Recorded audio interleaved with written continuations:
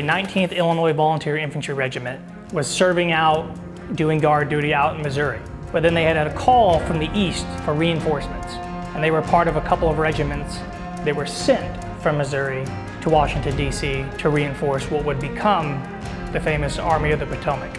On their way, they were in two trains. When they had passed through Martin County, Indiana, on the Ohio and Mississippi Railroad, they had come through shoals, and the first train came by and it went through just fine. About 15 minutes later, just before 9 o'clock at night, September 17th, 1861, the second train was coming through.